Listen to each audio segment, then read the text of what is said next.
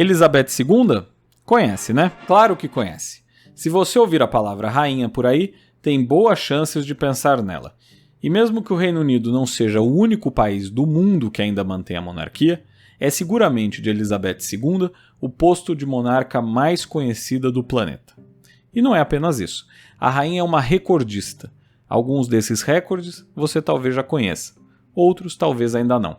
São tantos feitos, marcas e curiosidades que a gente precisaria de muitos episódios para falar sobre isso, né? No episódio de hoje, 44, a mosca vai pousar em uma sopa real, apresentando fatos e curiosidades sobre Sua Majestade, para a gente pensar um pouco na faceta mais importante da monarca, seu papel como chefe de Estado. Mas antes da gente começar, não custa agradecer você mais uma vez por estar aqui e pedir para você deixar o seu like, se inscrever no canal e ativar o sininho para receber as notificações sobre nosso conteúdo. Lembrando que a Mosca também é um podcast que está disponível em vários agregadores. O link para eles você encontra aqui na descrição do vídeo, certo? Dito tudo isso, ouvidos atentos e cabeças abertas que a mosca vai decolar. Desde 2015, Elizabeth II já era a monarca mais longeva da história britânica.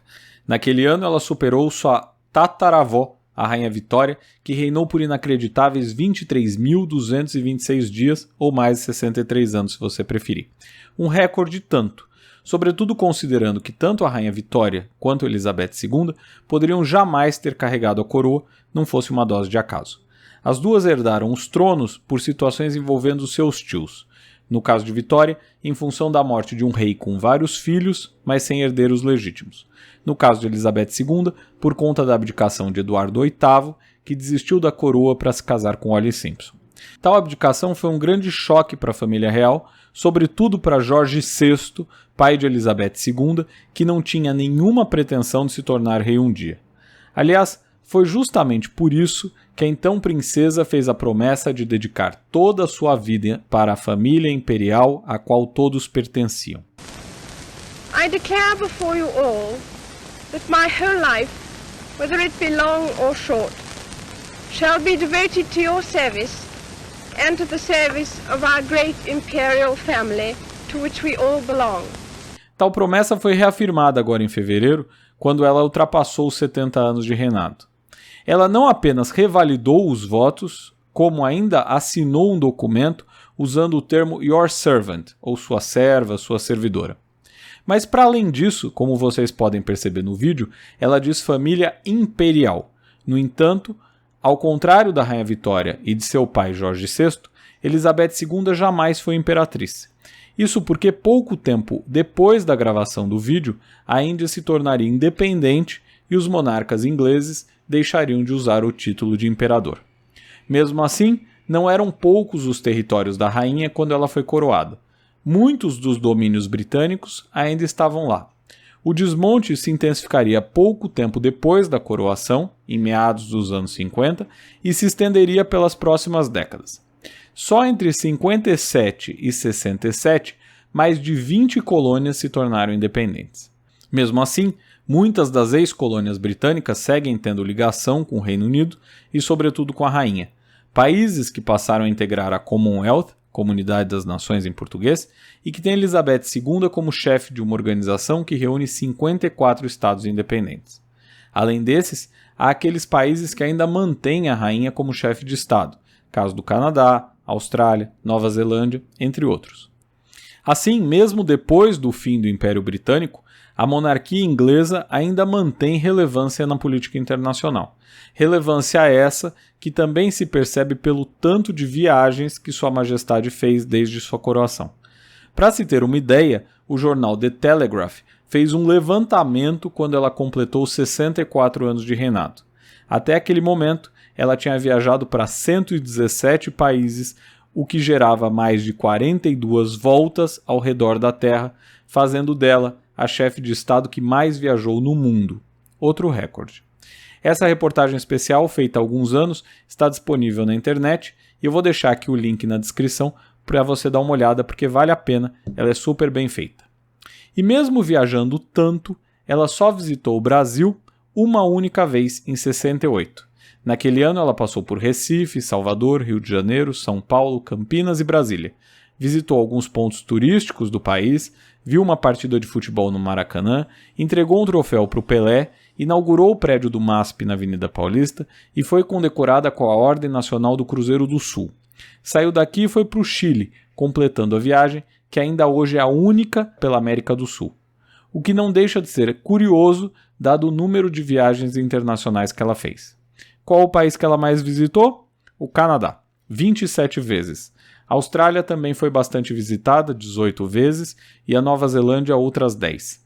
Mais do que países vizinhos, inclusive.